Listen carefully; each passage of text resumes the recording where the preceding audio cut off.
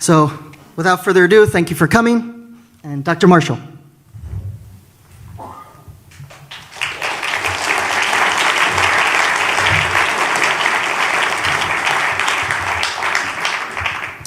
Thank you, and thank you so much for coming. I can't actually see you, but I believe by faith that you're out there. I also would like to thank Richard for coming. Richard is someone who thinks outside the box, and he's willing to take on big issues, and I really like that. I don't agree with the conclusions that he comes to, but that's what we're here to talk about tonight. The debate is entitled, "Is the Christian Faith Reasonable?" What does that mean? Some of you may be afraid that having the word faith and reason together in the same sentence may cause the building to explode. It won't happen, don't worry. Faith and reason have been intimately associated in Christian thought for 2,000 years. Time is limited, so I better stick to the basics. I think there's something to be said for the classical philosophical arguments from the nature, origin, or fine-tuning of the universe, or from the very concept of who God must be as developed by modern theistic philosophers. I don't think those arguments are conclusive, but I think they're suggestions. Anyway, I'm not going to use them tonight. If you want to see a really good debate on that subject, at least from the Christian perspective, William Lane Craig's debate with Alex Rosenberg last week was really interesting. But there's going to be practically no overlap with the debate tonight. I am a student of world religions and history, and those are the perspectives from which I'll be arguing. I made two arguments this morning: that Christianity makes sense of world religions, and that it has reformed and makes better sense of how we understand history. But there's no time for those arguments either tonight. I want to argue from facts that are available to people in this audience with a little study or asking around. This question, is the Christian faith reasonable, can mean at least three things. First, is Christianity reasonable in the pragmatic sense? Does it deliver the goods? Is it useful for individual or for society, for humanity, this thing called Christianity? I had a friend in Hong Kong who was an engineer, and he told me that at engineering school there tends to be a lot of good Christian fellowships because engineers like things that work. Well, I agree. Christian faith works for individuals and for society, but that was not what I'm going to be focusing on tonight.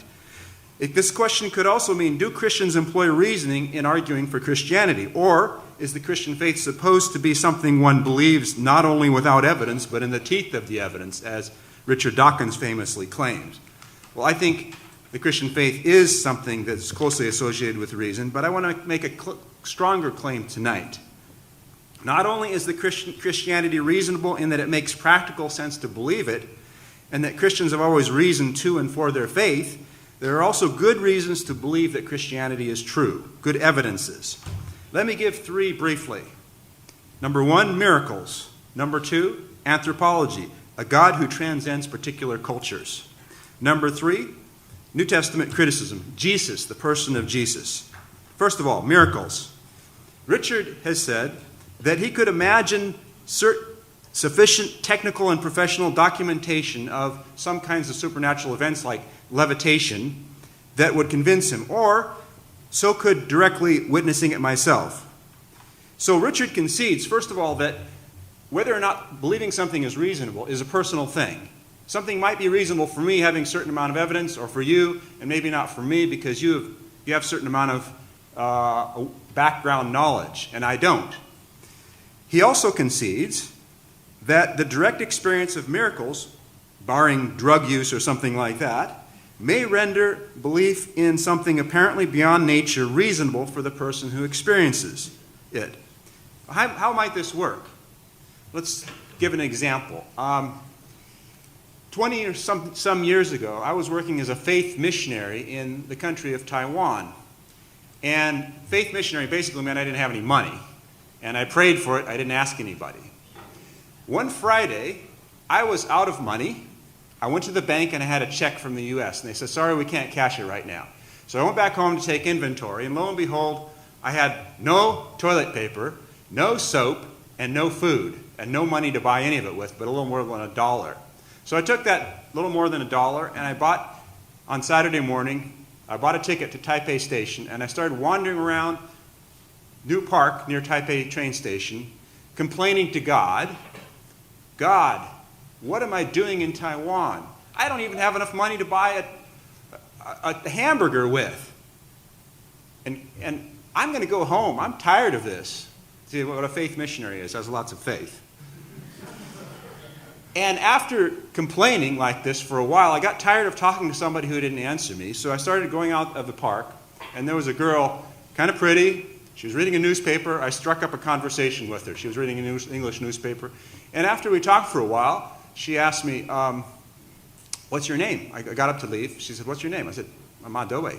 She said, Nisha Madoe, Ma. Are you really Madoe? I said, yeah. It turned out that a few years before, I had found a wallet, a billfold, on the campus of National Taiwan University, several miles away, and I'd taken it to Lost and Found, and I'd written a little note in it that said, God loves you, Madoe.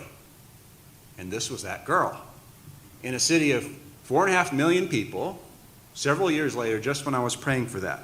Now, it's a longer story than that. Several other things happened, and all of my needs happened to be met that time when I was praying in some amount of need. Now, what does this mean? It's an anecdote. It's a coincidence. Maybe, you meet lots of people. Maybe this is just blind luck. Maybe it's a 2 on a scale of 1 to 10. Maybe it's a little bit of evidence that something was really happening beyond coincidence. But I happen to know it was true because I happened to be there. Richard says that God's absolute silence and complete inactivity in our own experience. He says, no one has observed a real act of God or any real evidence of his inhabiting or observing the universe. I can't really say that that's true for me. And what do I do then with the story of Jesus' disciples and his huge catch of fish? Maybe that's a 3 on a scale of 1 to 10. What about the stories I heard from other missionaries I met about much longer series of coincidences in response to desperate needs and prayer? Some cases maybe a 4 or a 5. People I know they're not lying. Maybe they tell me the story over popcorn at 12 o'clock at night. Smart, honest people, in some cases critical thinkers, even scientists. I get to know a PhD student in law at one of the world's major universities. He's from an African country. He used to be an imam in a mosque. And he tells me he was sitting in his mosque minding his own business one day, and he says he heard the audible voice of God.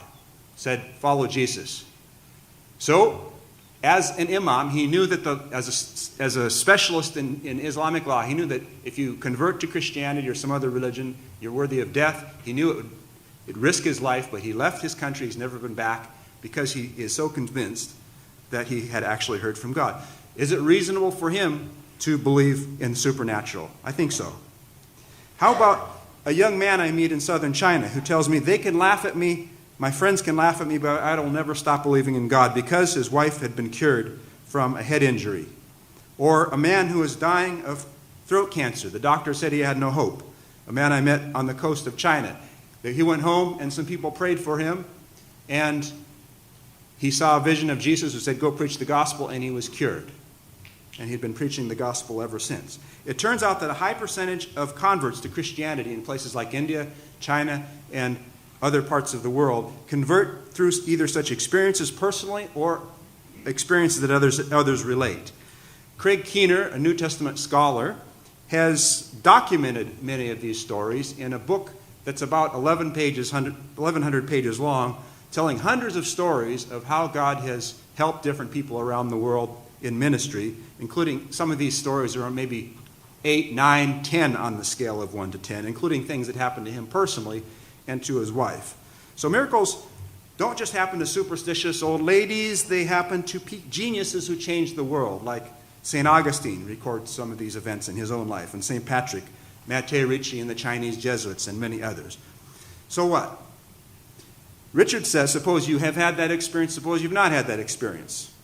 Richard says that in truth, science is actually a subordinate to history, and I agree with him on that point. In some ways, science is the record of things that have been recorded in the past, patterns that have been observed, and understanding of the universe based on what experiments that have been done in the past and related to us by other people. Richard also admitted in a debate with Michael Lacana that if he himself had close friends whom he trusted intimately, who told him about things that happened in their lives that were beyond the understanding beyond the possibility of explaining naturally, that he would believe it supernaturally. So, this seems to concede that not only for the tens of millions of people who have directly had supernatural experiences, but also for the hundreds of millions of people who have heard about such reports from people that have good reason to trust, it is reasonable to believe in a supernatural. Second point, God. There's a very popular argument among new atheists that God is the construct of a particular culture and therefore he is nothing more than an artifact. Richard Dawkins says, not surprisingly, since it is founded on local traditions of private revelation rather than evidence, the God hypothesis comes in many versions. Historians of religion recognize a progression from primitive tribal animisms through polytheisms to monotheisms. Emil Durkheim, the founder of sociology in some ways, said that religious beliefs have varied infinitely. This shows that none of them expresses truth adequately. And Richard Carrier also says, were the Christian God genuinely communicating with us, his communications would be consistent across all times and regions. So here's the argument, made in many ways. Dan Dennett is another person who makes this argument. Here's the argument. If God existed, he would transcend the creation of any given culture. But God does not transcend the creation of any given culture. He arose during maybe the reign of King Josiah in the Old Testament, and then radiated out to form Judaism, Christianity, and Islam. But, as Durkheim also noted, the Australian God was fundamentally the same everywhere. Eternal, a sort of creator, father of men, made animals and trees, benefactor, communicates, punishes, judges after death, and they feel his presence everywhere. In my study on Chinese religions, the word for God in ancient China is Shangdi, from the Shang dynasty, and then Tian in the Zhou dynasty. I won't give you all the characteristics of God for want of time, but he also conforms to the same pattern. So, Richard Carrier also admits this a little bit in The Christian Delusion. Most intellectual polytheists believed in a creator who had intellectually ordered the cosmos. The Greeks became dissatisfied with the gods of Mount Olympus, and they began to realize that there was one supreme God who was above all others. So forget about the argument you just disbelieve in one more God than we do. The Christian God is not just one more God. That's a bad pun. God is conceptually as distinct from the gods as Tinkerbell's pixie dust is conceptually distinct from the Big Bang. God is, in Anselm's word, he than whom greater one cannot conceive. Furthermore, the atheist argument is God does not transcend one culture, so there is no God. He is the product of his culture. Let's reverse that. It turns out that God does transcend Hebrew and American culture. He clearly is not the product of one society or even one kind of society. Does it not follow, using Dawkins, Durkheim's, and even Richard's argument, that if God does transcend any one culture, he is not the product of human imagination? Third, Jesus. A couple of years ago, my wife was walking through the busiest train station in the world, Shinjuku Station in Tokyo. A couple million people go through there every day. As she was walking, that's every day, as she was walking down this flood of humanity, like a river, up the other way, another flood of humanity, tens of thousands of people, somebody noticed her and picked her out in the crowd. They stopped, they looked at each other. Ha! Hiroko from Seattle, her good friend. Both not too tall, not too short, average-heighted, pretty Japanese women, black hair, the same as everybody else in the crowd. What was it about Mayumi, my wife, that allowed Hiroko to notice her in this flooding crowd of tens of thousands of people? Just some slight difference in the nose or the eyes or something like that, and she noticed her. Where's Waldo kind of a moment. Let's set that story to the side for a moment. We'll come back to it. I disagree with Richard Carrier in that I think that conventional historical research on Jesus has yielded a great deal of fruit, established a great deal. Even from people like Thomas Jefferson, the skeptic, who said the eloquence and persuasiveness of the Gospels is far beyond the feeble minds, he said, of the Gospel writers to invent. William Paley, who found the manner, the similitude of manner, which indicates that the actions and discourses proceed from the same person. In other words, you can triangulate from the Gospels, the different Gospels, to a historical person. Robert Funk, the founder of the Jesus Seminar, wrote about parables on which he was an expert. He said they're virtually unknown in the Old Testament and rarely successfully imitated in Christian lore. Very few sages have achieved the same level of creativity as the Jesus of the Gospels. John Crossan realized that Jesus was a prophet of the margins who overturned social convention. Richard Burridge has shown that the Gospels conform to the category of bioi, or Greek biography. Morton Smith, a professor at Columbia University where Richard studied, shows that miracles infuse every single layer of the Gospels, and they cannot be taken. Jesus was a worker of miracles. The historical Jesus must have worked miracles, he argues.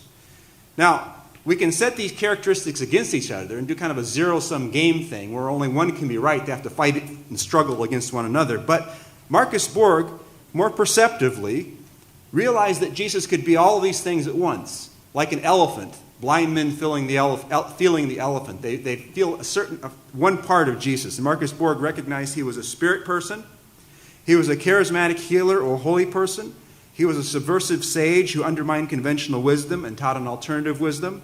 He was a social prophet, an initiator of a movement, the purpose of which was the revitalization of Israel. That's a pretty big elephant. Richard Bauckham has recently written a brilliant book showing that the Gospels almost certainly contain a great deal of eyewitness testimony. N.T. Wright, the great British scholar, says that has shown, as the philosopher Raymond Martin says, the Gospels make remarkably good historical sense. One of the tools that he uses to show that is something called double similarity, double dissimilarity, which I think is a very powerful tool. But, okay, this is a sampling of some of the historical research on Jesus and certain perspectives on who Jesus is, which added together make a remarkable person that I think gives a very good reason to believe. But in my contention is that ordinary readers can meet Jesus by simply reading the Gospels for themselves. Our eyes are created or evolved to recognize human faces, and no one, having read the Gospels, can unrecognize Jesus without cost to his or her honesty. I have described 50 characteristics that the Gospels share in common, all four Gospels share in common, having to do with the setting, the style, the literary character, having to do with moral. Jesus is a moralist. Jesus in society, how he treats other people. Jesus is a teacher, and theological characteristics. Many of them would have nothing to do with something one would make up just in order to make up a good story. These are things, however, that we pick up without noticing. At least 26 of these characteristics relate to historicity, and all 26 of those characteristics strongly favor the essential historicity of the main narratives of the Gospels. But I maintain that we pick up on many of these qualities even without noticing. These three sets of facts, first of all, the fact that miracles do, in fact, seem to happen. Secondly, that God is not limited to one culture, but that he transcends culture. And thirdly, the person of Jesus, I maintain, are all good reasons to believe in Christianity. And Richard Carrier seems to implicitly admit the premises of parts of the first two arguments. Thank you.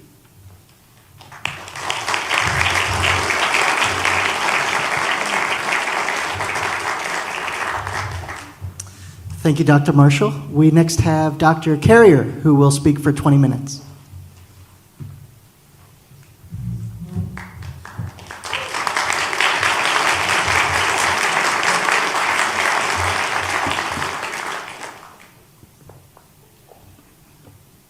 All right. I can't give you all the reasons I think Christianity is unreasonable in the time given here, so I'm only going to focus on a few. But of course, obviously, at the end of this debate, you should go out and explore and learn more of my writings, more of David's writings, others, Christians, atheists, and so on, and learn about this beyond what gets covered in this debate. So I'm going to just get to my main choice of what I'm going to argue as the negative case for what we're talking about here, the reasonableness of the Christian faith. And I want you to think about a fact that I read about on the plane here. I was reading an article about a particular charity group that's working on a particular problem these days. And it was a quite alarming statistic that this charity was working with. And that's the fact that every 21 seconds, somewhere on Earth, a child dies from contaminated water. That means by the end of my opening statement, over 50 children will have died of diseases contracted from their local water supply. Now start counting off the deaths in your head. It's pretty horrific. This is one of thousands of examples of fundamental injustice in the structure and design of the world that I could mention. But to keep it simple, I'll just use this one in particular because it is especially relevant to Christianity. In the time of Jesus, half of all children died before adulthood from diseases. I want you to imagine that. Imagine that now, more than half of all children born, all children you know, your own children, never survive to be adults. Most die miserably. And imagine that's just the way things are, and yet it's totally preventable. I want you to think about that for a moment while I fix my computer.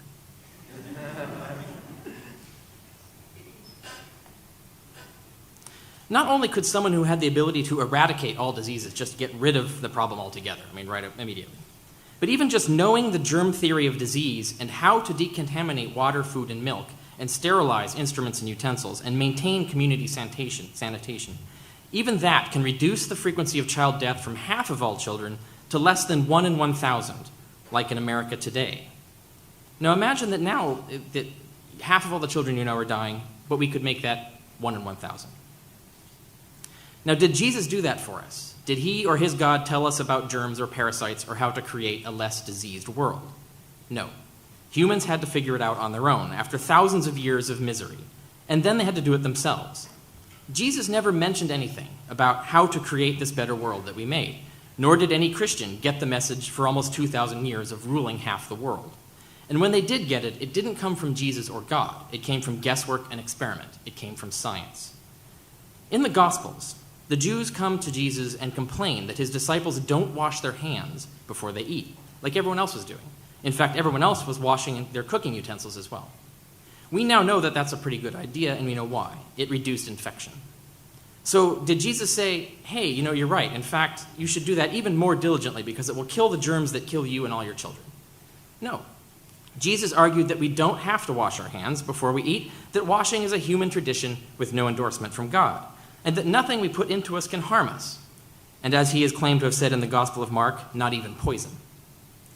Clearly, Jesus knew nothing about germs, nor did he know that faith doesn't make you immune to poison either. Notably, nowhere in the New Testament does Jesus or God ever impart any correct knowledge or information about the world that wasn't already known to men of the time. Thus, apparently, Jesus and his God were as ignorant as every other first-century human. So Jesus said nothing about the existence of germs and what to do about them. He thus failed to save the lives of millions upon millions of innocent children. He and his God just let them die miserably for thousands and thousands of years, because remember, humanity's been around for a lot longer than Jesus has.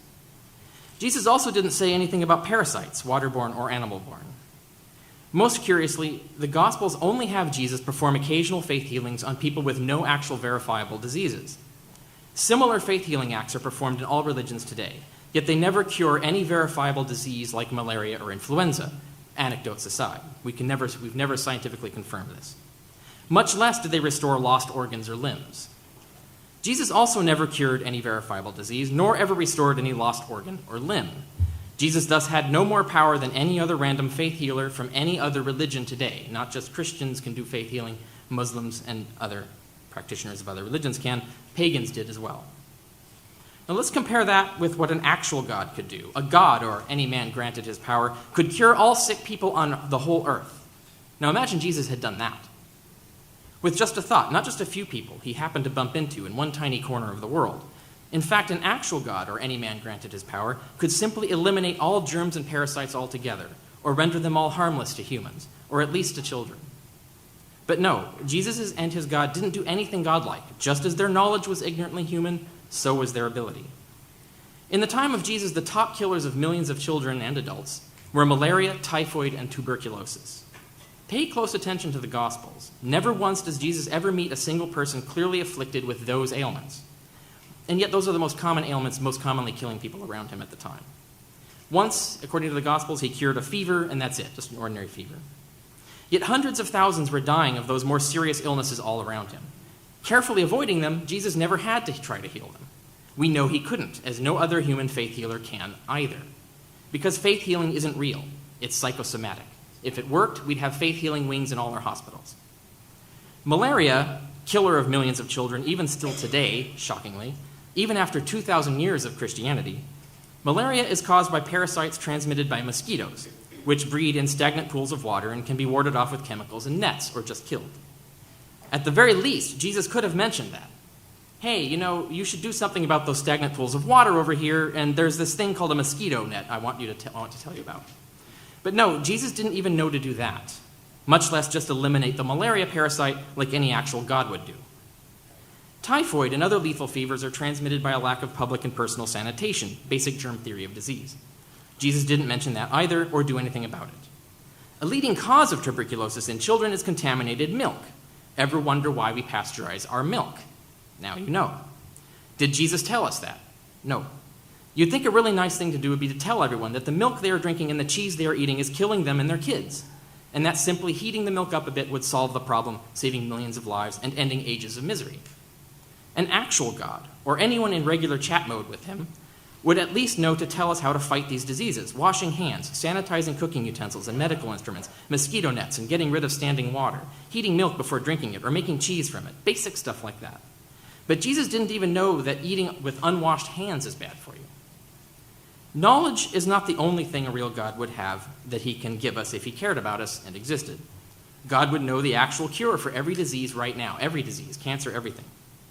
He could even just cure every disease right now. Now imagine if he were an ordinary person. We weren't talking about God, we were just talking about a Joe. Some guy who knew how to cure every disease on earth and could do it immediately at no expense to himself, yet didn't tell anyone or do anything. Would you think that person cared about us? I wouldn't. Let's take it seriously. Would you think it was reasonable to worship a guy like that, to think anything kind of him? That's not the example of a nice guy, not the sort of example of a guy you'd want to follow or have faith in.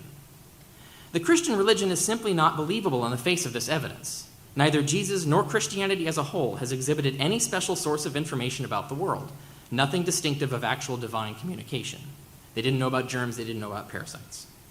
Christians have no more evidence of having a pipeline to a kind and all-knowing God than any other religion in history has, and that's the principal point here. The fact that it took Christians 1,800 years, do the math on that, 1,800 years, to figure out that germs and parasites even existed, and it might be a good idea to kill them before they kill our kids, proves that Christianity is a man-made religion and not something received from any real God. If you were a time traveler and got back to the first century, what would be one of the first things you told them? Why, about germs and parasites, of course, and how to combat them. It would be absolutely cruel not to withhold that information and watch over half of all children die miserably from preventable diseases for thousands of years. Thus, if Jesus were really God's emissary, he would have told us those things as surely as any compassionate time traveler would, as surely as you would, had you the chance. If you are more informed about the world and more compassionate than Jesus and his God, then the Christian faith is simply not reasonable. It's just another false religion. Now, that's my main negative case, but now let me address some of the points that David Marshall brought up. Now, we're not here to debate whether some belief in God is reasonable or something supernatural exists. Maybe there's a God, maybe there's the supernatural. That's not relevant to this debate. We're here to discuss whether the Christian faith specifically is reasonable. Now, I already refute most of his arguments for a generic God and the generic supernatural in my other works, including The Christian Delusion and The End of Christianity. So if you want to see my whole case against those things, it's there. Here I'll just address what has been argued that is relevant to whether the Christian faith is reasonable. Now, he talks about the Gospels as evidence. The fact is, we don't know who wrote them or who their sources were. And they look just like other tales of gods and demigods, and we don't believe them. Centuries before Christianity, the goddess Inanna and the gods Romulus and Zalmoxis were preached as having died and been resurrected from the dead and communicating with their followers afterwards. Those who believed in Zalmoxis even received eternal life. Sound familiar? We don't believe these stories, so why would we believe the Christian version? You don't trust stories that have men walking on water and calming storms and conjuring food and blotting out the sun and having conversations with demons, so why would you trust this one? It's simply not reasonable to. It's just another mythical superhero story. Now, he didn't mention the epistles. And the epistles give us no evidence of any of these kinds of supernatural things that Jesus was doing. The only Jesus that's known there is in visions and spirit communications that the Christians were having. So we don't have any evidence here of anything special that distinguishes Christianity as more probably true than any other religious faith. Now, I want to give you another example. Is it reasonable to believe an alien spaceship was recovered at Roswell, New Mexico, and alien bodies in it were autopsied by the government? Books written within 40 years of the event in 1947 claim dozens of witnesses saw these things and gave detailed narratives of them. Yet we can look at the original evidence because it still survives and confirm it was just a weather balloon and some test equipment that was actually recovered, no spaceship, no alien autopsies. We don't have access to the original evidence in the case of Jesus. We only have the writings 40 years later of the hardcore believers. This is like having only the books of hardcore believers in the Roswell spaceship and alien autopsies. Yet it is not reasonable to believe them, so it is not reasonable to believe the Gospels. Books written 40 years later by fanatical believers just aren't reasonable evidence. We can't rely on them. We need the original evidence, or evidence we can directly confirm now.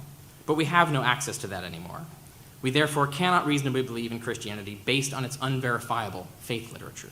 We need more reliable evidence than that, just as we would need more reliable evidence to believe in alien autopsies and spaceships. And let's talk about this thing about miracles. He gave several stories about lucky coincidences and people experiencing the supernatural. People of all religious faiths can make those claims. If he could actually present scientific evidence that only Christians had those kinds of experiences, that only Christians experienced supernatural aid, that only Christians experienced lucky coincidences, then he might have a case. But we don't have evidence of that. These things are experienced by everyone, and therefore they show no favor to one religion over another.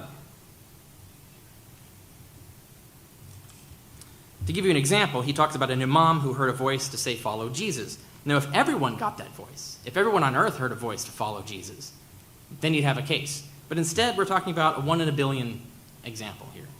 If something like that happens so rarely, it looks a lot more like random coincidence, random chance, or something that's not divine. If it happened to everybody, then he'd have a case that maybe there might be something special going on.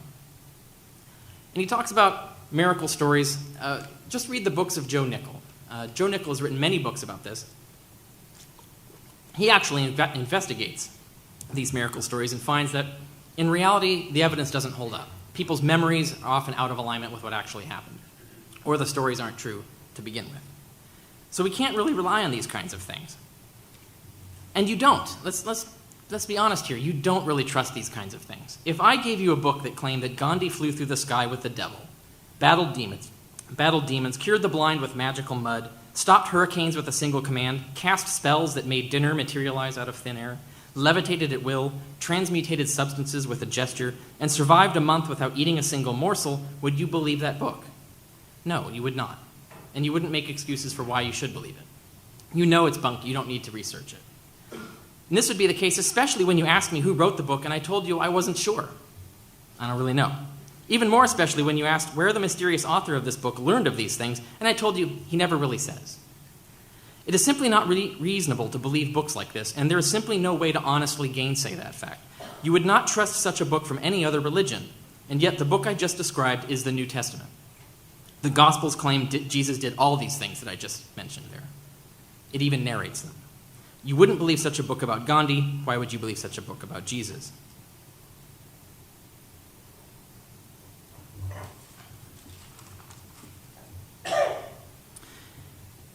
Dr. Marshall also talked about the idea of God transcending all cultures. Of course, this is just God, not Christianity, so that actually kind of refutes his case. If Christianity were reasonable, then Christianity, the Christian faith, would transcend all cultures. It does not.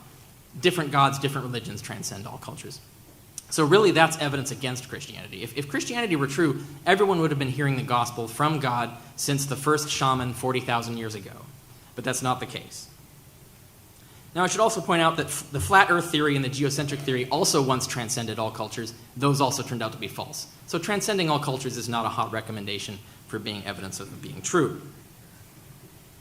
We also happen to know the psychological mechanisms that lead to belief in God and belief in the supernatural.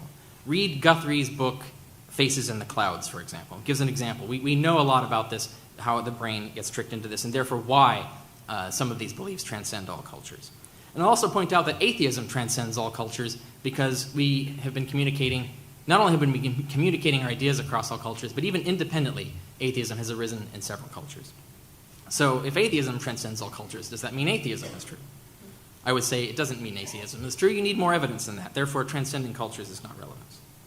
He talks about the eloquence and beauty of the Gospels, of Jesus' statements in the Gospels. I find this a typical view of Christians who somehow are very enamored of the Gospels. I read a lot of ancient philosophy, from a lot of ancient philosophers, and in fact, I find them much more eloquent and beautiful. I think there are things in Seneca, there are things in Musonius Rufus that are much more brilliant, much more deeply argued, much more beautiful, and much more eloquent for sure. And there are many other Greek and Roman philosophers that are more impressive than the Gospels. And if you want to see examples of this, you can see in my work online. I've written about Musonius Rufus. I've even written about Jesus as a philosopher. You can Google Richard Carrier, Jesus philosopher, and you'll probably find those writings. Read the philosophers I talk about and compare them to Jesus, and you'll see that there isn't anything actually special about Jesus. There isn't anything divinely greater, more eloquent, or more beautiful than the things that were being thought of by humans throughout history.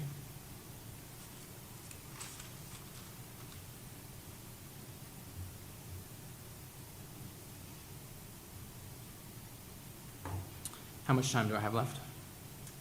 3 minutes. All right. Well, I've rebutted every one of his arguments that's relevant to this debate. So let me see if there's something else I can talk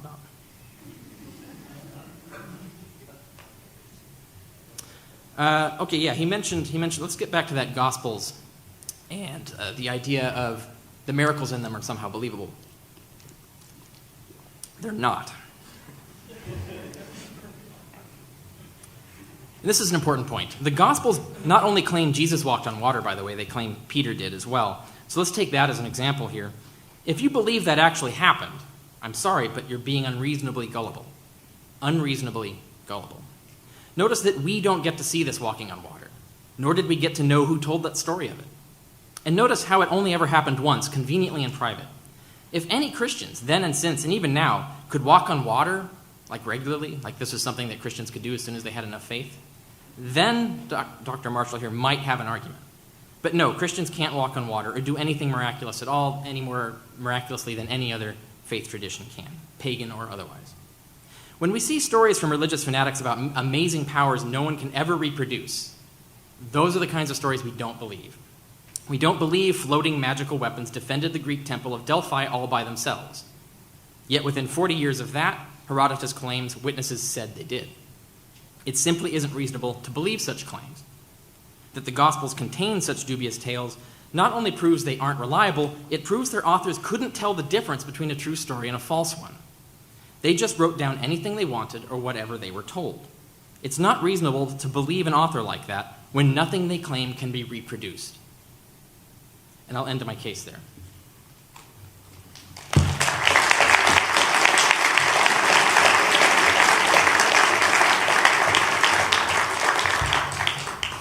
Thank you, Dr. Carrier. We're next going to have Dr. Marshall give his 10-minute or so rebuttal.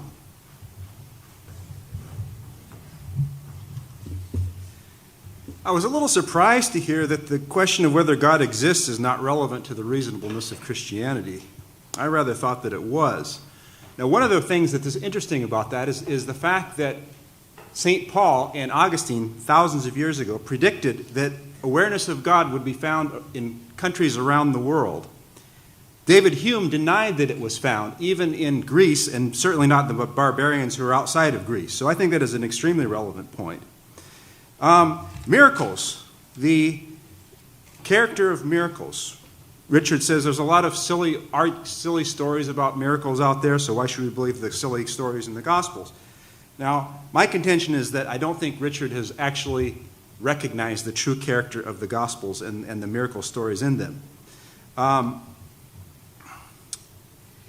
often amazed reading skeptics and hearing about the parallels, the desire to find parallels to the Gospels, and some of the parallels that I've seen put forward are often quite flabbergasting. And Richard has often talked about books like the Acts of Peter, Acts of John, and Herodotus, some of the marginal stories in Herodotus. Herodotus was an interesting historian, but one of the stories that Richard has also said is a very good parallel to the Gospels is a story of what he calls the story of the resurrection of the fish, mass resurrection of fish, and I call the distant rumor of sizzling fish. There's a story in Herodotus about a group of people during the Persian invasion of Greece who apparently saw some fish flapping on the grill, And Herodotus heard about this, and Richard says that there's no better reason to believe in the resurrection of Jesus than in this rumor. Now, I think that that's probably absurd. One distinction one can make between these two stories, for example, is the fact that Richard Carrier debated William Lane Craig on the subject of the resurrection of Jesus and whether there was good historical evidence for it, and according to Richard, he lost that debate. This is no disgrace to Richard because, in fact, Craig has debated a number of very eminent New Testament scholars who are also skeptics, and according to Luke Muehlhauser, has lost all of those debates. People like Bart Ehrman and Roy Hoover and Marcus Borg, Gerd Ludemann, John Crossan, and Robert Price. Now, if it's so difficult to disprove one single Christian miracle, I think it'd be very difficult to disprove them all.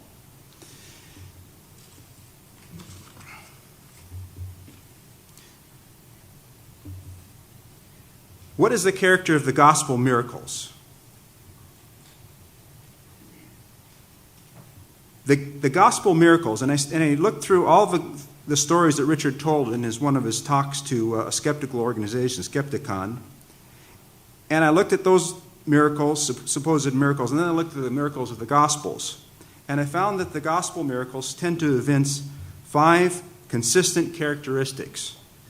First of all, they tend to be realistic in their background narratives. Secondly, they're purposeful in the sense that they're not just done to show off. Third, they're constructive. They tend not to curse. They tend instead to heal and help. Fourth, they respect the integrity of nature and the integrity of human beings. They don't make people bark like dogs. Fifth, they tend to point people to God. 29 standalone miracles in the book of Luke, 13 standalone miracles in the book of John, and the lowest, from a scale of 1 to 10, by my subjective, admittedly, counting, was realism in the book of John, about 8.6. And all the others were like 9.7, 9.8, around there. So the gospel miracles tend to have these characteristics very strongly, but all of the stories that Richard is conflating with those miracles tend to not have those characteristics at all. So I would not even use the word miracle for both sets of events. I would say that some are miracles, and I prefer to use the word magic for the other ones. Now, the stories that I told about personal experience, they all involve those kind of characteristics also. They're not random, they're not dehumanizing, they're constructive, and they're purposeful, and they're from people that I can trust. Now, or people that seem to be trustworthy. Now, does that mean, okay, well, miracles happen from people of different religions, therefore we can't believe any of them? I don't really see that that's a logical argument. I am a scholar of world religions, and like Richard, I love to read old stuff. I also love to wander into temples and talk to people. And one of the sects that I studied for my master's degree was True Buddha movement, which was just full of miracles, all kinds of magic and things happening, supernatural events supposedly happening. And I asked my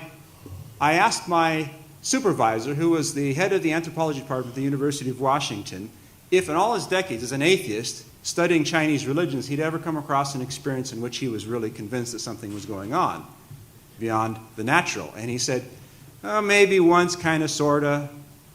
In my decades of researching world religions, maybe I would bump that up a little bit, but as a Christian, I have other resources I can draw on. If, for example, we find good evidence of a miracle in another religion, maybe God did it. I don't have a problem with that. It's up to God. He can do that if he likes. Or maybe there were some other spirits doing things, possibly. If there's good evidence for it, there's good reason to believe it. So what's called the outsider test for faith, kind of trying to use other religions as a crowbar to try to deconstruct Christianity in this regard, I don't think works at all. If there's good evidence for it, maybe it's possibly actually happening. I don't have a problem with that. But I haven't found anything in any other religions, having studied them for many years and having deep respect for many of those religions. I haven't found anything that disconfirms Christianity. Now, the question of the problem of pain. It's a problem. I admit that up front. Why didn't God do this? Why didn't God do that? And then in many regards, I'd have to say, I don't know why he didn't do this or that.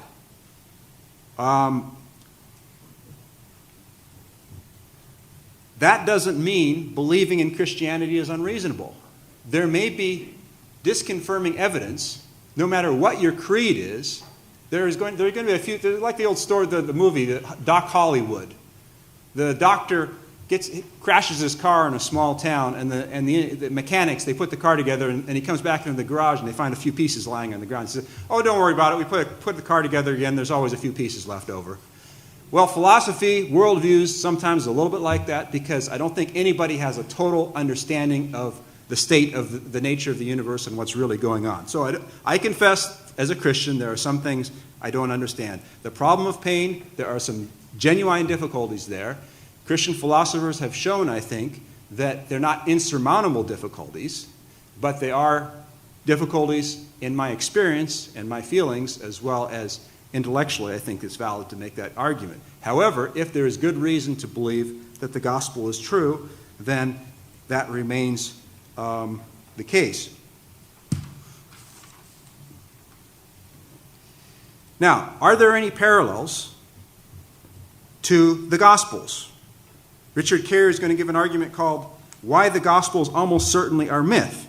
Now, I took the Gospels and analyzed them according to 50 characteristics that define them, and then I compared them to ancient myth and works that contain myth, like the Epic of Gilgamesh, Hercules, the Iliad, the Great Journey to the West in China, according to 8 theological qualities and 42 non-theological qualities.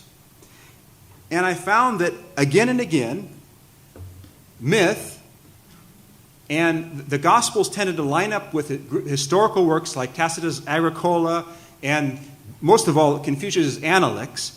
The Gospels, and all those 42 characteristics, or many of them, the Gospels not only lined up with historical accounts, but they exceeded them in terms of historical value on all of those characteristics. Let me see if I can name a few of them quickly. Dramatic persona don't disappear in the Gospels. They don't keep on reappearing. Jesus overturns hierarchy. His unique, yes, transcendent teachings, as most of the world recognizes, contrary to Richard Carrier's comments. Jesus notices individuals in a way that most people don't in the ancient world. According to Walter Wink, the way his teachings about women, the way he treated women, was unique in the ancient world, without parallel, the exact words. There's a stylistic contrast between the narrator and Jesus in the Gospels. The radical dialogue, Jesus' radical dialogue with his culture. Time, okay. All right, well, we'll get back to Jesus in a few minutes.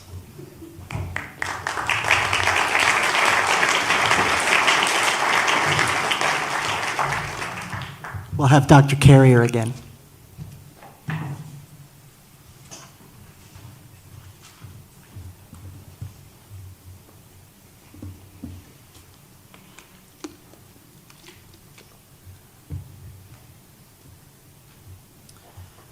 The question of whether God exists is not relevant to this debate for a simple reason. For example, pick any other religion. Let's just say Islam. It doesn't matter. If Islam is reasonable, if the Islamic faith is reasonable, then Christianity is not. The Christian faith is not. The point is, whether God exists or not doesn't tell you whether Christianity has the right beat on him. Maybe some other religion does. Maybe no religion has the correct beat on God. So the existence of God is not relevant. The existence of the supernatural is not relevant. What we want to know is whether the Christian faith itself is reasonable, and that's the only thing we're debating here today. Obviously, we can't debate every conceivable proposition, every single question in one debate. So that's not relevant. I don't need to address those arguments for this debate. He talks about another occasion somewhere where I wrote about the mass resurrection of fish. That's not relevant to this debate either. It's not an argument that I made in this debate. He needs to respond to the arguments that I'm making here in this debate. That's a fallacy called a red herring. He's trying to distract you from the fact that I didn't make that argument in this debate. He also brings up the fact that I claimed I lost the debate to William Lane Craig, and the various other people have lost debates to William Lane Craig, therefore Christianity is reasonable, is kind of the implication he was saying. That's taken out of context, of course. I said I ran out of time. I didn't have enough time to rebut all of William Lane Craig's arguments. So by the measure of whether you get the rebuttals in under the clock or not, I did technically lose that debate. But that has nothing to do with whether William Lane Craig was right or whether Christianity is reasonable. And this is how Craig wins debates generally. He actually gives enough arguments, tons and tons of arguments, using a shotgun effect, so that his rebutter, his opponent, doesn't have enough time to rebut them all before the clock runs out. So the fact that the clock runs out when people are debating William Lane Craig does not make Christianity reasonable. Let me just make that clear. Now, everything he says about the Gospels is true of all kinds of faith literature in all religions. He picks on certain kinds of examples that look different from the Gospels, but that's special pleading. He's picking specific examples through a selection bias to make his argument. There are other examples that look more like the Gospels. For example, the Book of Tobit, or Plutarch's biography of Romulus, or Philostratus' biography of Apollonius of Tyana. There are a lot of these examples of faith literature that look more like the Gospels, and if you wanted me to sit down and research and find the most similar example, I could, but it's not necessary. There's plenty of examples like this that have all the characteristics of the Gospels. Again, if I gave you a book about Gandhi, having all the same attributes that he brings up, all the same attributes he claims the Gospels have, with all those same miracles I was talking about, you still wouldn't believe it, because you can be objective about that and agree that it still wouldn't be reasonable to believe stories like that you can't verify. You can't even verify who wrote those stories, much less what their sources were or that the stories were true. And let's get back to the issue of other religions. If other religions can do miracles, and they can, supposedly, all religious traditions have miracle traditions, then it cannot be argued that Christianity is any more reasonable than those religions. So you can't appeal to the fact that Christians can witness miracles as evidence for Christianity. If only Christians could perform miracles and we could verify that, then you might have a case, but we don't have that kind of evidence. For a Christian faith to be reasonable, we have to look for evidence that meets three criteria at least. A, it has to only be true for Christianity and not other religions. B, we can actually verify that it's true. And C, that indicates knowledge or power beyond what humans of that time already could have had. And we just don't have any evidence like that, and he hasn't presented any. He talks about, for example, Jesus noticing individuals, that's being unusual. I don't see that as being unusual. There's lots of stories in the ancient world. Apollonius of Tyana notices individuals. Pliny the Younger notices individuals. You can pick just about any kind of writing, any kind of genre of writing, and find examples of people who notice and interact with individuals and have compassion on them. There's an example from ISIS cult, Apuleius in the Golden Ass, which is often praised by classicists as showing an unusual amount of compassion for the subjects, including slaves and animals, because what happens to the hero is he turns into a donkey, and he goes through all the experiences of a donkey and therefore relates all the suffering and misery and abuse he was taking as a donkey, showing sympathy even for animals. We don't get that from Jesus, of course. He talks about the way Jesus treated women as being unique. That's not even remotely true. If you read the writings of Musonius Rufus again, or Epicurus, they have actually more enlightened and more extensive feminist views about women, at least judging by the standards of the ancient world. So that's not an exceptional case. So the arguments that he made just don't hold up the reasonableness of Christianity, and he didn't give an adequate response to the problem, not only the problem of the fact that diseases are here and Jesus didn't do anything about them, but more importantly, Jesus didn't know about them. And that's really the key issue here. Jesus had no idea about germs. He had no idea about parasites. He didn't do anything. It looks like if you read the Gospels, he assiduously avoided ever encountering anyone with malaria, typhoid, or tuberculosis, much less curing them, much less curing those diseases, much less telling people the very simple pieces of information they could have had to fight those diseases. The basic fact that germs exist, the basic fact that pasteurizing milk is a good idea, the basic ideas of how to combat malaria through combating mosquitoes. Jesus didn't know these things. That means that Jesus was an ordinary human, which means that Christianity is not a reasonable religion. It's based on just what an ordinary guy said or was said about an ordinary guy. So we just don't have a case based on that.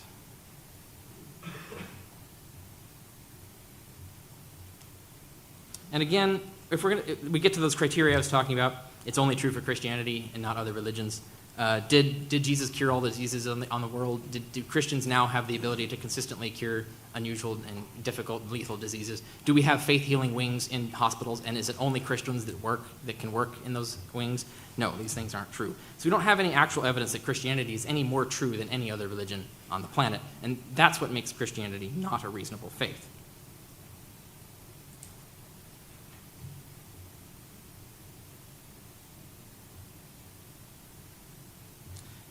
And I'll revisit the point I made about the time traveler. If you went back in time, you would do these things.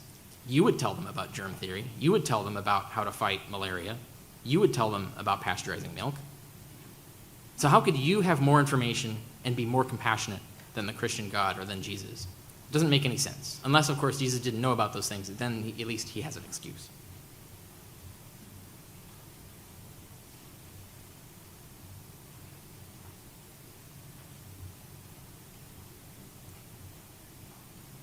How much time do I have? 3 minutes. This doesn't usually happen. I rebut all the arguments before the clock runs out. It's the exact opposite of William Lane Craig.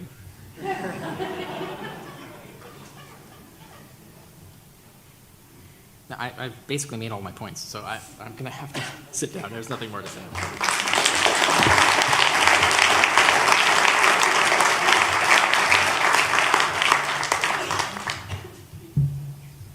We'll now have a closing argument from Dr. Marshall. Now, let me just suggest that being dead is a verifiable disease and that it is not psychosomatic to raise somebody from the dead. Also, science, according to Carrier himself, was invented largely by theists in the ancient world, and then by Christians, not Carrier, but this is actually a fact, by Christians in the modern world. What would God do? How should God do it? Reading Richard Carrier's idea of what God ought to have done instead of, actually some of his ideas do not really appeal to me. I don't think the world that Richard Carrier would have created, with all due respect, would very much interest me. I'd probably try to kill myself, but then the gun would turn into a flower instead or something like that. Richard talked about Apollonius of Tyana. If you missed the old Saturday Night Live, I urge you to go out and get a copy of Apollonius of Tyana and compare it to the Gospels. It's actually one of the texts that I talk about in Why the Jesus Seminar Can't Find Jesus. There is practically nothing similar to the Gospels in Apollonius of Tyana, even though it was written 150 years after the Gospels. Some people think it was written in order to undermine the Gospels in some way. But read them and compare, by all means. Richard talks in one of his books, a little bit autobiographically. He writes about how reading the Gospels, he found them confused, illogical, and irrelevant for the modern context. And then he discovered Lao Tzu, the ancient Chinese philosopher, and fell in love with the profound wisdom of Lao Tzu. And I agree with him on that point. I really enjoy Lao Tzu. I've read it in the original classical Chinese. I've memorized parts of it. But compare that perception of the Bible to a fellow by the name of Lin Yutang, who was one of the great Chinese scholars of the 20th century. Lin Yutang lost his faith. He was born in a Christian family and fell in love with Chinese culture and wrote some of the most wonderful writings. He almost won the Nobel Prize for his historical novels, and he wrote a dictionary of English. He wrote an anthology of Indian and Chinese writings. And then he also wrote at the end of his life an autobiography that was called From Pagan to Christian. And then in that book, he described again his love of Confucius, respect for Confucius, his love for Lao Tzu, and his favorite Zhuangzi, the comic philosopher. And at the end of this book, he talked a little bit about materialism and why he thought he didn't care much for materialism, because we Chinese pagans always believe in God, which I think supports Christianity still. I do believe that. But at the end of the book, he said, "Blow out the candles, the sun has risen." And he was talking about Jesus Christ. Through his deep, wide knowledge of the gospel, of human traditions, of Western, Indian, and Chinese traditions, In other words, not that he disparaged them, but by the comparison to the Gospels and to Jesus, the figure of Jesus, which has so enraptured the human race for the last 2,000 years. Even non-Christians like Tolstoy and Jefferson, blow out the candles, the sun has risen. There is enough light for those who desire only to cease, and enough darkness for those of contrary disposition, to quote Pascal. Jesus was prophesied by the ancients, I would claim not just in Hebrew culture. I believe he lends new meaning to the great ancient traditions of Asia. I think he has transformed the trajectory of history. This is not all done in a corner, but it is a central transforming event in human history, the interpretive key, the eureka that allows us to suddenly make sense of human, even cosmic history. Still, one can find areas of murkiness as well. The issue before us, though, tonight is not whether one can be an intellectually fulfilled atheist. That will have to wait for another night. The question is the Christian faith reasonable? Are there good reasons to believe? And I think that we have seen that there are. We've only had time to talk briefly this evening and argue a few points. G.K. Chesterton said, the object of opening the mind, as of opening the mouth, is to shut it again on something solid. And that's what I invite you to be. Open-minded in the fullest sense, by which I mean open to finding and holding to truth. Our moment in the hallway of life is brief, in the old medieval image of a bird passing through a great hall. Beyond that hallway, many of us believe, lies a greater realm. We have seen tonight, I think, that this is a reasonable belief. It seems that there is a God who transcends particular cultures. That is part of the Christian creed. He does act in the world sometimes. That is also part of the Christian creed. And it is reasonable to recognize Jesus as what he said he was. I am the door, and invites us to enter a fuller life through him. Thank you.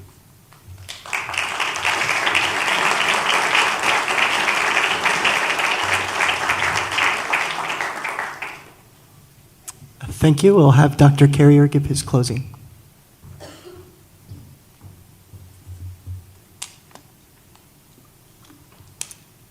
Dr. Marshall led with death is not a psychosomatic disease. Yeah, actually it is. Misdiagnosed deaths occur often. I've documented this extensively in some of my writings before, and it's well known, actually. In fact, it was so common the ancients often have stories about it. So it is possible for someone to think that they're dead and they're not really dead. It's possible for someone to seem almost entirely dead and yet not be dead and be revived later. So that is also the case. Now, there are also occasions, by the way, of faked resurrections, but I don't think that's relevant to the particular argument we're engaged in here today. The only evidence that Jesus was resurrected of the Gospels and some comments in the epistles of Paul, I've already made my case. The Gospels just aren't trustworthy. They're no more trustworthy than the biography of the resurrection of Romulus, or the story of the resurrection of Zalmoxis, or the story of the resurrection of Inanna, or any of these other gods. Whether they're resurrected gods or not doesn't matter. We don't believe stories like this. It's not reasonable to, because we don't know who wrote them, we don't know what their sources are, we can't verify any information in them. And in the epistles of Paul, all he says are that people had visions. That's the only thing that convinced them. That's the only thing that Paul mentions as convincing them, are the visions of a risen Jesus. I put it to you that visions of a dead person can be psychosomatic, obviously. And we have many examples in pagan religion and other religions of visions of the resurrected dead. So, and he talks about that the biography of Apollonius of Tyana is different from the Gospels. I don't see anything about it that is different, relevant to this debate, that any particular example, specific examples of criteria that he mentioned about the Gospels apply equally well to the biography of Apollonius of Tyana, but you can find that yourself. You can read it. Now, obviously, they're different pieces of literature. They're written in different style. They're written by different authors. They have different aims, but they have a lot of similarities. So do the stories of Romulus, for example, and other heroes of the time, and in other religions and other eras as well. The bottom line is that Christianity is only reasonable if Christianity is true. But if Christianity were true, Jesus and the basic core gospel would have been taught worldwide since the first shaman, like I said. It had been taught 40,000 years ago. It had been taught in all cultures in all eras. It would be what everyone who engages in introspection and seeks God, it would be when everyone who does that would get the same voice. They would get Jesus telling them the same information about the basic gospel. We don't get that. We get complete diversity over time and over space as well. we don't get consistency. So Christianity is not reasonable. If Christianity were reasonable, if it were true, we would have this consistent message. And one important point is, I find it rather strange, and I'm not quite sure what he meant by it, but he seemed to imply that a world without disease is not a better world than this one, which makes me wonder why on earth we bother trying to fight it. A world without kids dying by horrible diseases by the millions is not a better world. He even said that he'd rather shoot himself than live in that world. I don't understand that. I put it to you that that's not a reasonable faith to have. Obviously, we need to work for a better world. Obviously, we need to reduce, even if possible, eliminate all diseases. And diseases aren't the only one. I could have gone on about a dozen other things besides diseases. That was just the one example I picked on to work with in this debate to save time. Obviously, there can be a better world. That's why we work towards it. That's why the world is better today than it was 2,000 years ago. And it can be better. We all know that we can make the world a better place. We all know there's things that are screwed up about this world that we could fix, if only we had the resources or the means to do it. God has unlimited resources and unlimited means, and he can talk to anyone. He can convince them. He can explain to them why they're wrong. If they're crazy and therefore can't reason coherently, he can fix it and say, cure their insanity so they can reason coherently. God can do all kinds of things. And if we could do those things, we would do them. If we could cure mad people, if we could cure an insane man, if an insane man is going to go and kill a bunch of kids and shoot them, and we could telepathically go into his head and fix his insanity and talk him down, obviously we'd do that. Well, who would not do that if you had the power to do it? It doesn't make any sense.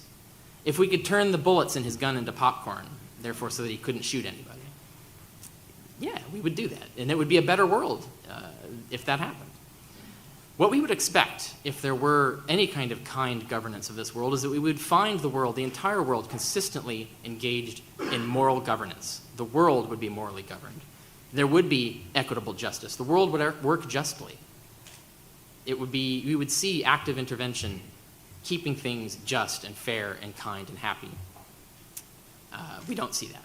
So I don't find Christianity reasonable. Now I'm going to end. I have time? Okay. Well, if you want to learn more about that stuff, I have lots of books that tell you more about my beliefs and why I believe what I believe. And it goes way beyond this debate. Take a look at them. Thanks.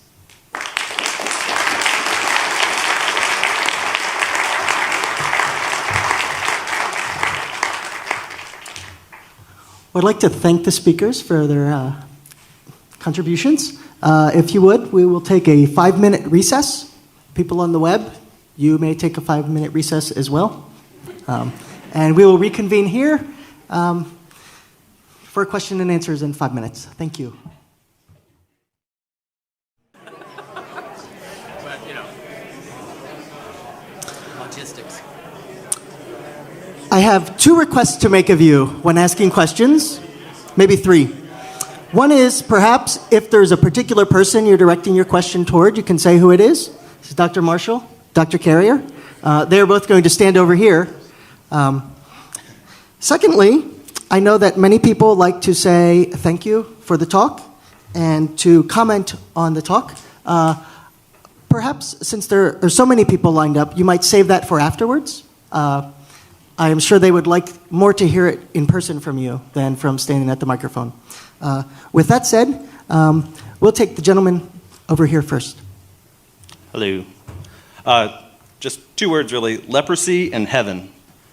You seem to be in denial, Carrier seemed to be in denial that Jesus at least supposedly healed leprosy, and maybe you'd like to elaborate about that.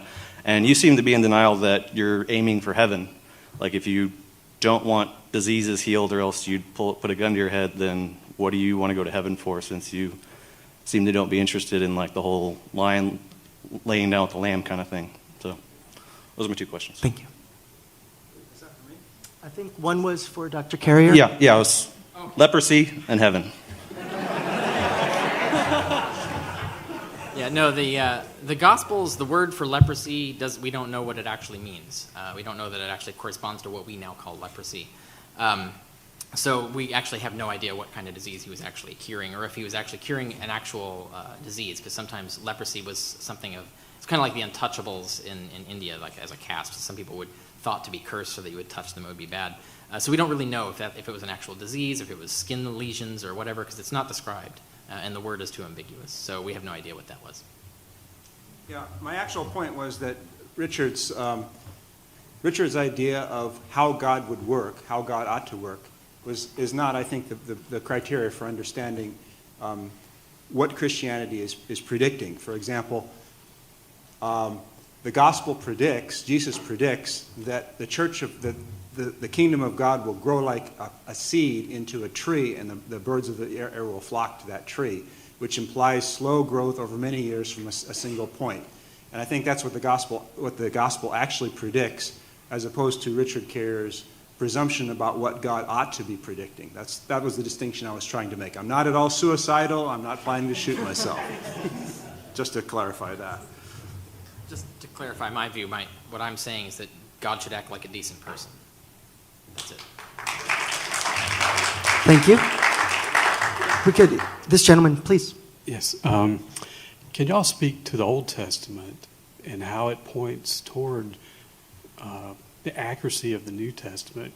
Because Dr. Carey, you're talking about the New Testament, and you don't really have good evidence historically of its accuracy. You can't trace its roots, I assume is what you're saying. But the Dead Sea Scrolls seem to give us good indication that at least Isaiah, which has numerous prophecies pointing toward Christ that are corroborated in the New Testament, that through carbon dating was verified was hundreds of years before Christ. Explain some mathematics there to the audience, because we both, people who believe in God and people who don't, pretty much believe that mathematics is pure. Yeah. And there's some evidence there in the Old Testament that point Right. to I the don't New know Testament. what specific example you have in mind, but I'll give one because I have an idea. You mentioned Isaiah in the Dead Sea Scrolls, and there's an example in that. For the longest time, Christians, if we know from ancient Christian literature, the Christians were claiming that Isaiah had a passage about the suffering servant who dies to atone for the sins of Israel that mentions him being pierced. Isaiah 53. Yeah, it mentions the guy being the servant who dies being pierced, and then a lot of modern scholars thought that no, that was a Christian fabrication. The Dead Sea Scrolls actually have that word in there, so we've actually confirmed that was an attested reading in Jewish literature before Christianity arose.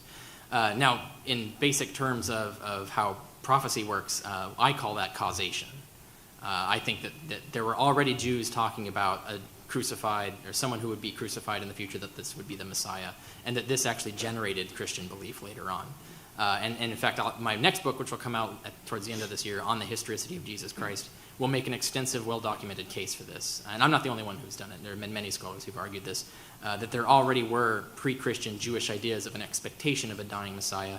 And the Isaiah passage would even, from the Dead Sea Scrolls, would even suggest that they were anticipating that he would be crucified, and that this would therefore generate Christian belief. And it's not like Christian. I mean, if you have an example of you say something is going to happen, someone reads that and then goes and makes it happen, that's not fulfilled prophecy. That's humans actually making it happen.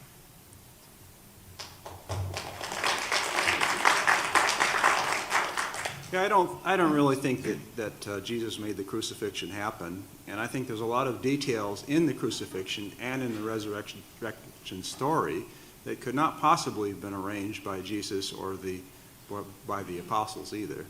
And I think that there are some wonderful passages in the Old Testament that do point directly to Jesus, and the attempt to slow them off and say, well, they were just invented later, I think is very unlikely.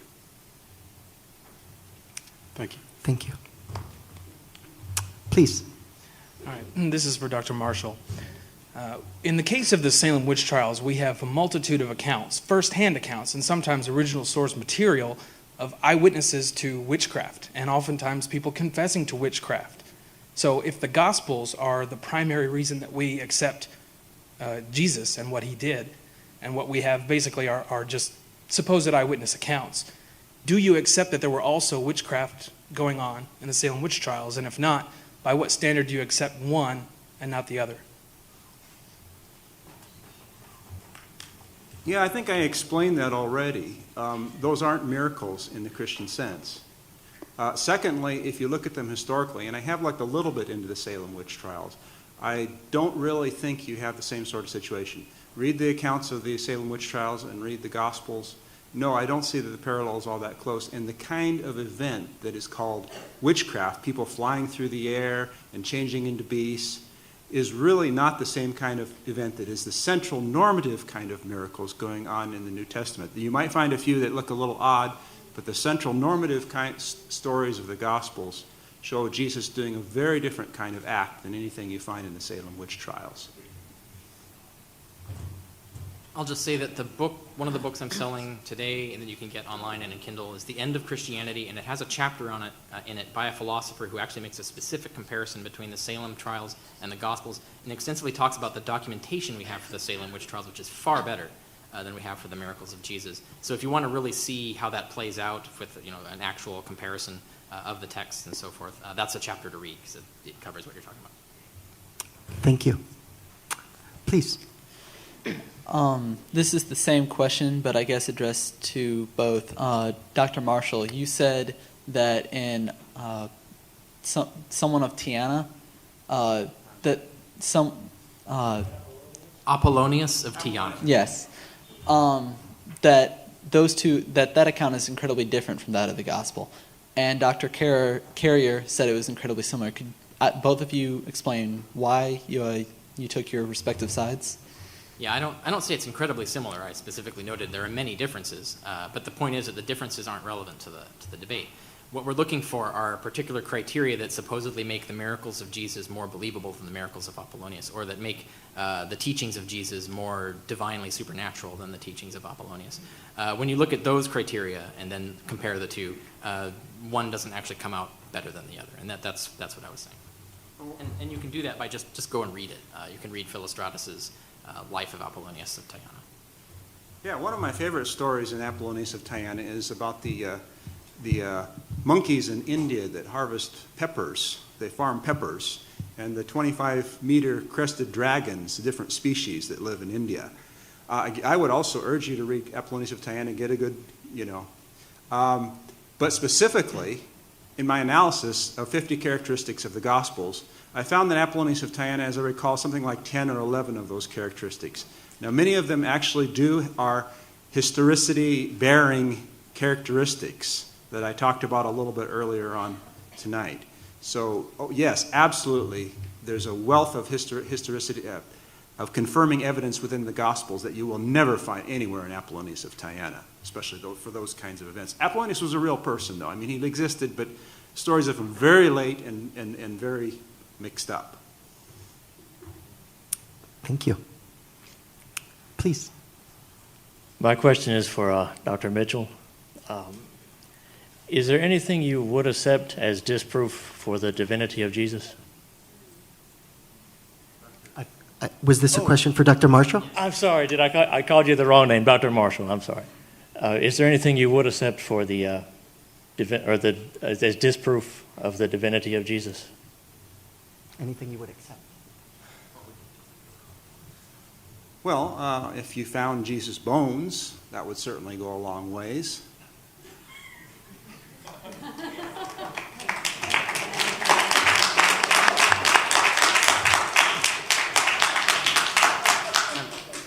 Ironically, I don't agree. I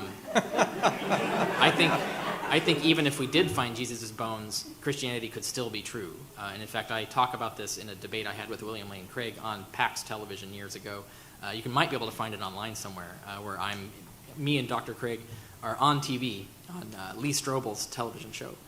And I make out the case where I explain it, because I've defended the theory that, and there's extensive evidence for this, that the original Christians didn't think Jesus rose in the body of flesh, that he cast it aside like a shell and then rose from the dead in a new body, a new, more glorious, more powerful body.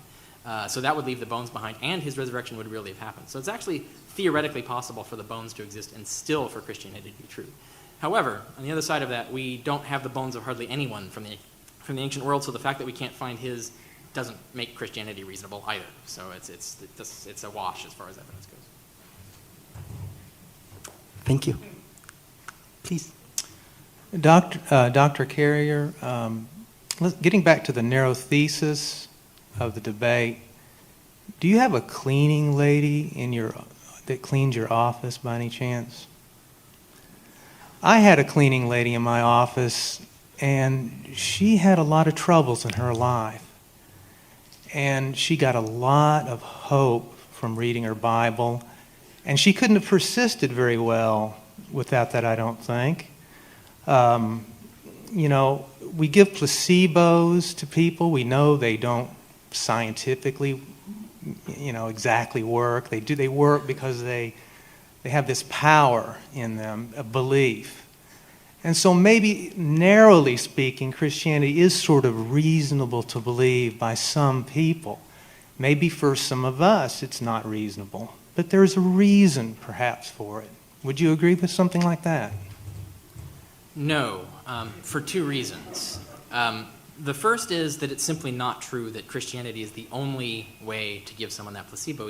There are tons of religions and secular philosophies that can also give someone hope or give them strength and power in adversity. So it's simply not the case that Christianity is the only one that can do that, and therefore that doesn't make Christianity any more reasonable than any other faith or any other non-faith. Was the word only in the thesis of the debate? Well, that's getting to my second point.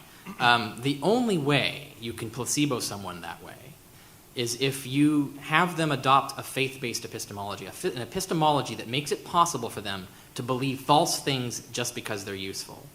Now, if someone has that epistemology, they're going to believe a lot more false things because they think they're useful than just the one that you think will help them, including a lot of bad beliefs. And that's where we have a lot of trouble today because of that. For example, opposition to gay marriage, abuse of the rights of gays, for example, is a result of bad beliefs that get snuck in along the coattails of another placebo, which might be Christianity that gives hope, and so on.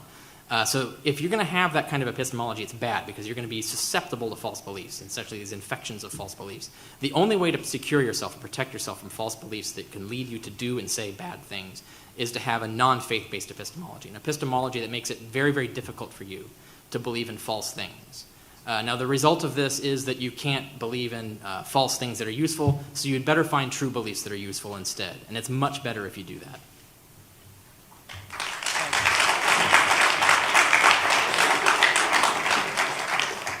Hear, hear for true beliefs.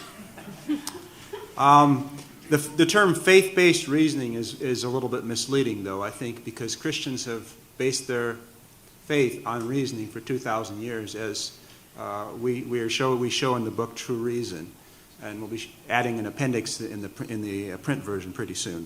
We'll show that in more explicit detail.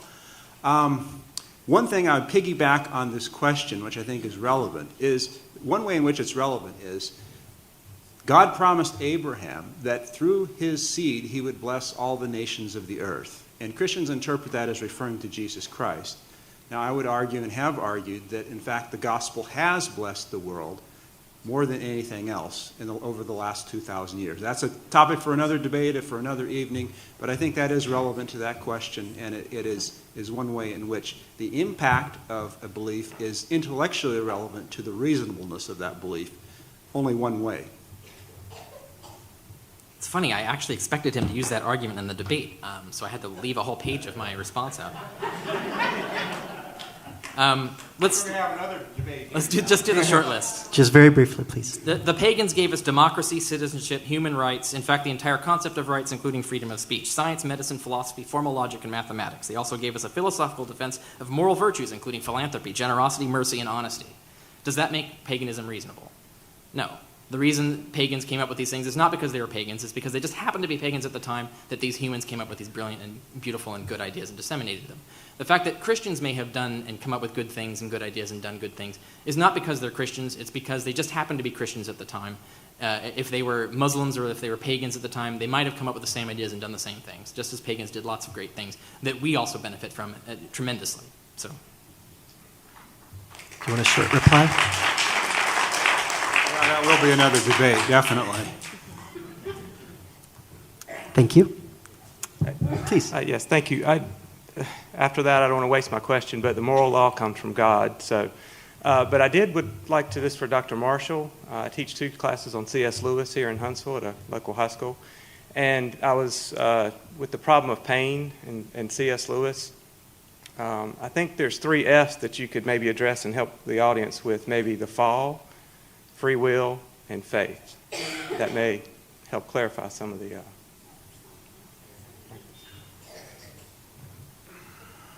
that I think would help make your case. Yeah. The fall, free will, and faith. I don't think I want to make those arguments tonight, and I think I would rather leave those for professional philosophers to work on, because I have some disagreements with some fellow Christians on those subjects. So I think I'll leave that one alone, with all due respect.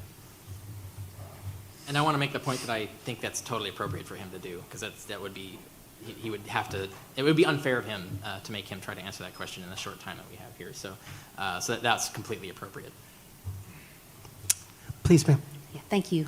And I appreciate both of you being here. This isn't the first debate I've ever got to come to, and I've really enjoyed it. But what I wanted to say, and then lead to a question, or just something for you to address, is I was surprised that on both sides, in addressing the reasonableness of the Christian faith, is that the heart of man didn't come into it. And, just dealing with, and we talked about so many old books and historical things and old writings. And yes, we weren't there right then to know exactly what it was like, or were these a fable, or were they true? And so we disprove things based on that. But we have so many modern day testimonies and documented things and writings and what's happening right in the world among us right now, where the hearts of men are changed, and sometimes it's pretty radical. And I know there's a lot of people who claim the name of Christ and do wrong things, bad things, but in some cases it's called a rebirth or a born again experience, because you start out as a baby, and babies make a lot of mistakes. Could you pose your question? Yes, I'm sorry. I'm leading to it. I just wanted to say, can you deal with the modern day reasonableness of it? Everything was so based on old things, but modern day, yes, the hearts of men are changed and for good, and they are doing things for the world. Okay. Thanks. I'll take it, then you can follow me. So if I understand correctly, this sounds like an issue I addressed in my book, Sense and Goodness Without God. I have a chapter on comparing different religions. And in reality, this kind of changed life, this sort of rebirth experience, is very common. Also in The Christian Delusion, Valerie Tarico is a psychologist who talks about this experience. Many different faith traditions and atheists have had these same kinds of... Yes, changed experience, or say I have a new heart. experience. That's right. But Changed some, their life. like Ma'am. in religions Ma'am. where women are sacrificed when their husbands die, in the Hindu religion, Yeah. I'm saying that leads towards good things and changing Ma'am. the world in a positive Yeah, way. so I mean, the question is what I assume is that if you have this experience, does that make continuing to believe what the experience is tied to reasonable? I've had that changed experience when I became a Taoist. I had this really epiphany that changed me as a person and made me a better person, I think. But I since realized that the religion was false, but all the things that made me better remained true, even though Taoism itself is false. And I think that's the reality of many atheists. You talk to anyone who had that kind of experience and then later became an unbeliever, they'll tell you the same thing, that they have retained all of the things, the lessons they learned from that experience, even though they realize that the religion that experience was at the time tied to was false. So I don't think just having those kinds of experiences means that it's unreasonable, or means that it's reasonable to believe the religion, precisely because lots of different religions cause those experiences, and even non-religions cause those experiences. So it's not the religion that's doing it, it's something else in the nature of man that's doing it. And I think it comes down to the same kind of eureka moment that scientists have, and engineers have, and writers have, and so on, in other domains. And if you have that same experience in the moral domain, or in the domain of your meaning of your life and so forth, you're going to have that same experience. And if at the time you have that experience, you associate it with some religion that just happens to be in your life, you will mistake the experience as being caused by the faith principles of that religion, when in reality it's being caused by your brain coming to a realization. Oh.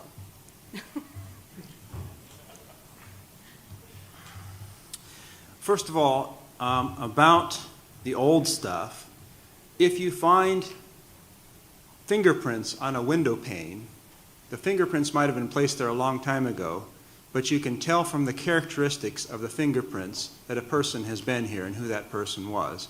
And you can tell from the characteristics of the Gospels that a person has been here and a lot about who that person was, and I think that's powerful evidence for who Jesus is and the reasonableness of Christianity. Secondly, as far as conversion experiences go, yes, people do have remarkable experiences of conversion in various different religions, some for the better, some for the worse. Malcolm X is a great example. But I would argue that the gospel has been the center course of human reform, not coincidentally, but because of the teachings and example of Jesus down through the thousands of years, and because of the work of the Holy Spirit in human lives. But that would take a very long debate to develop that point. Thank you.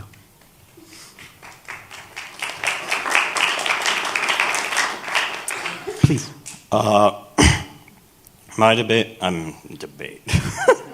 My question is for Dr. Richard Carrier, and I noticed there is an argument used a lot in the gospel evidence and how like the gospel writers don't tell us their sources. And I'm a history student here, and I've read some of like Josephus and Tacitus and the ancient historians, and since you're an ancient historian, I know you have too. And one thing I noticed when I read them, and many scholars think they're reasonably accurate, not infallible, of course. But one thing I notice when I read them is that they do occasionally tell us what their source was for some specific thing, unlike the Gospels, but it's still very rare. They're still more tied into the narrative, a lot like the Gospel. So I just want to know, like, your thoughts on that, and do you agree that, like, Greco-Roman history writers did that a lot? Yeah, it varies. The way they use sources and the way they cited them, and also the kinds of claims they use or made and so on, and the way they analyze them. I give an example in Chapter 7 of Not the Impossible Faith, comparing Suetonius, who we consider one of our unreliable historians, not most unreliable, but on that end of the spectrum, comparing him to the book of Acts, for example, or the Gospels even. And even Suetonius comes out better. The reality is that we don't trust a lot of what the ancient historians write, including Tacitus and Josephus. We're pretty sure they're making some stuff up or getting some things wrong, but not everything. And some things we can corroborate independently. So it's a case-by-case basis.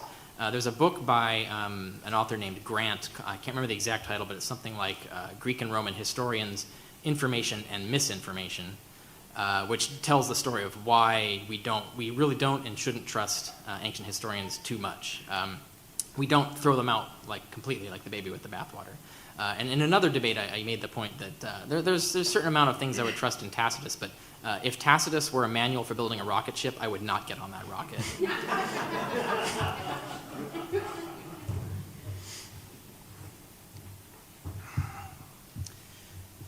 Let me think. What was I? I was thinking of something there. I forgot what it was.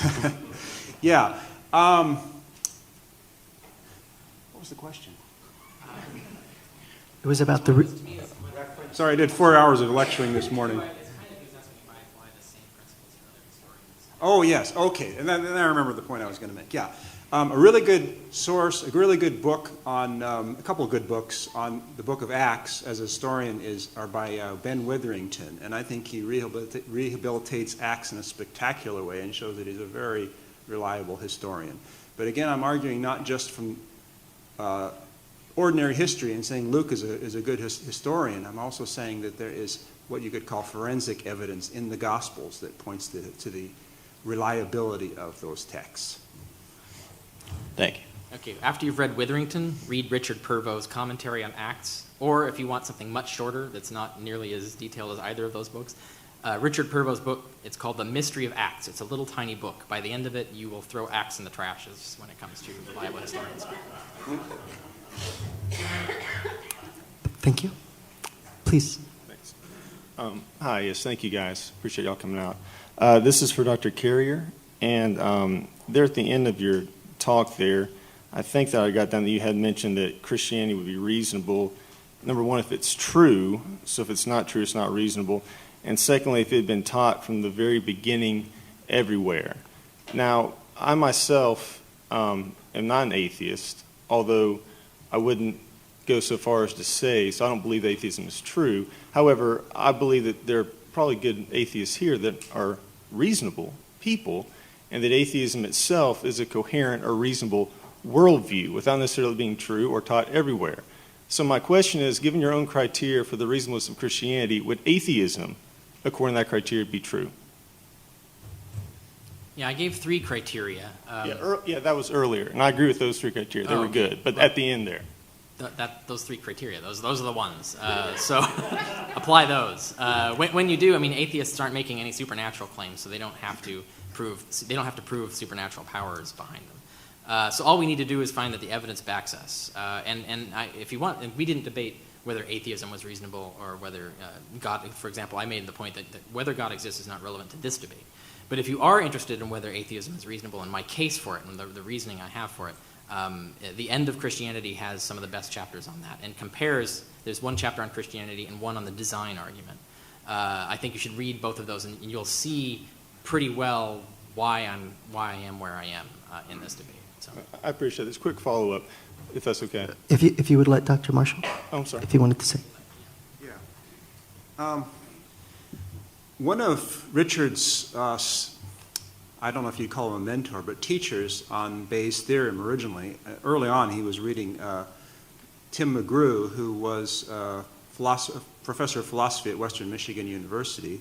And I recently asked him what he would think. I'm not going to say anything disparaging here, but I asked him what he thought about the possibility of using Bayes' theorem, which I know nothing about, I'll admit, to investigate the idea of miracles and whether atheism is reasonable. In order for atheism to be true, basically all of the miracles, all of the supernatural signs that have happened, all the wonderful answers to prayers that people have experienced, including intelligent, educated people, would all have to be delusional, mistaken, frauds, lies, and whatnot. What are the odds of that? I don't think they're very high. Now, there are some aspects of atheism that I think are kind of intellectually fetching, but I don't think it's at all likely that atheism could be true just because of that. And that's incorrect in terms of probability theory. If you have, for example, we don't really know, for example, whether the supernatural exists. So you can't argue that because it would require natural explanations for everything, that therefore the supernatural has to be probable. That's not sound reasoning. All we can do is look at specific cases. You would look at one case and then do a calculation, do another case, do a calculation, and so on. At the end of that run of Bayesian equations, you would not end up with a high probability of the supernatural. You would end up with a low probability of the supernatural. But I'm not going to explain, because we didn't go into Bayes' theorem here, so I'm not going to explain how that would happen. But if you want some of the background for the logic of this, it is in my book, Proving History. Proving History is designed for historians and humanities majors, so it's designed for people who are afraid of math. So if you want to learn Bayes' theorem and you're a humanities major or a historian or whatever, or if you're not, but you want to see how Bayes' theorem can be applied to historical questions, including miracles, and I give specific examples of miracles that I analyze in there with Bayes' theorem, that book explains it to you, explains how the theorem works and how you would go about even proving that miracles existed if they did. So that's the book to look at for that. We have 1 minute left in our Q&A, so maybe we'll go a couple of minutes over, but this will be the last question. Good evening, gentlemen. A question for each of you. Dr. Carrier, what are the implications for your philosophical outlook in respect to the Shroud of Turin and the Veronica cloth?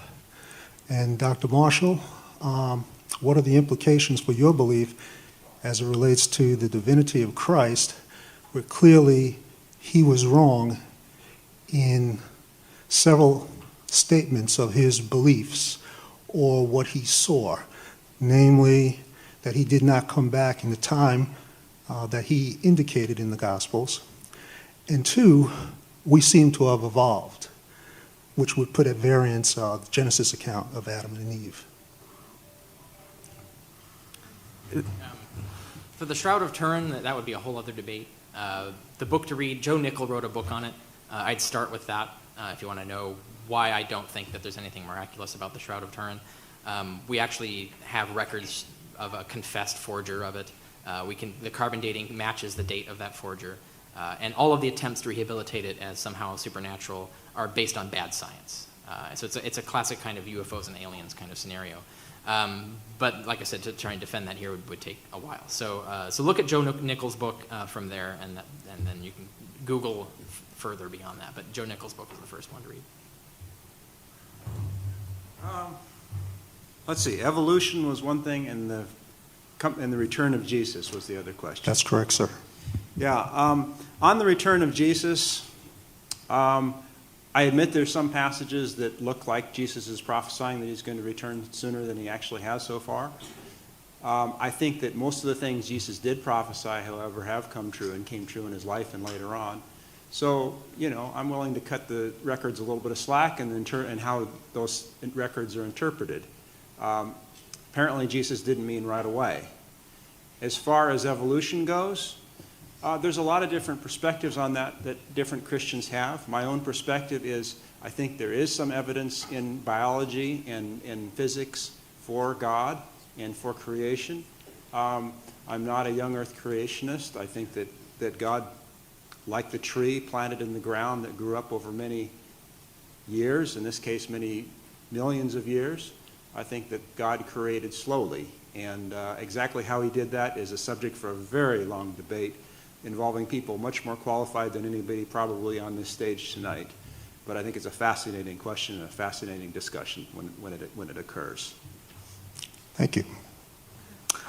Excuse me. Please, We were going to end the debate. if you don't mind. I do mind. I'm sorry. Um, I'm sorry. Can you ask after? Last? He'll be Okay. at a table beg. afterwards. Richard? You can ask me. Are you okay? Okay. I want to make a statement and I want to ask a question. First of all, do you all remember the first of the 10 Commandments? May you ask the question? I am the Lord thy God, thou shalt not have false gods before me. Never did he give the authority and say, I am the Lord thy God, the Father, the Son, and the Holy Ghost. Prophet Jesus is not divine. Like Christmas and Sunday, Emperor Constantine, in order to paganize the Christian people, said, you can believe in the sun, which was the sun. This is why the winter solstice is in... Ma'am, could you ask a question, please? Okay. In the fact that you know that paganism is intertwined in Christianity, how can you continue to not question the divinity of Prophet Jesus? We, as Muslims, also believe that he will be coming back, but it is a major sin on the Day of Judgment to associate God with a partner. Never did Prophet Jesus say, worship me. And how do you attribute paganism being intertwined? And why is it Christians are not fighting against that?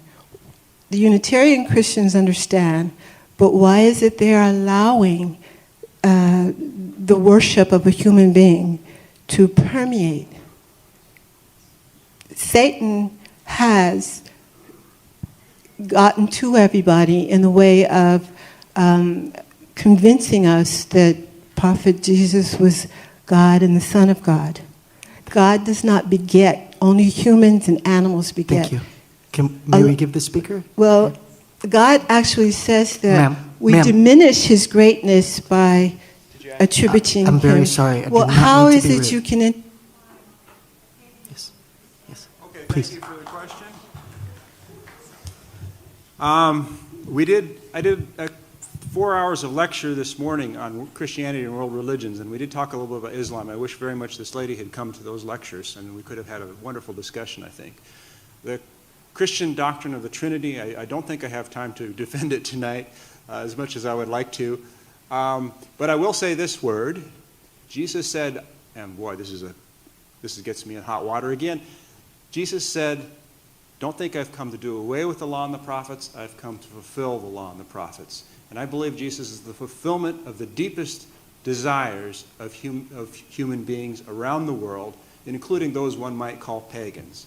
And the person I quoted earlier on, Lin Yutang, was an excellent example of that. I don't have time to explain what it was, but he said that we Chinese pagans have always believed in God. Now, that's a little bit of an overgeneralization, but I think the relationship between paganism and Christianity is not quite as negative. There's some negative characteristics. The gospel does repudiate harmful behavior and all kinds of things, but it's not entirely a negative relationship in my opinion. But I'd love to talk about that more, but I think that's probably enough.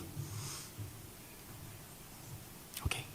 Well, thank you all for coming. I would like to thank again Ratio Christi, UH Non-Theists, University of Alabama in Huntsville, and the Student Government Association. And if you would please join me in giving a round of applause to our speakers.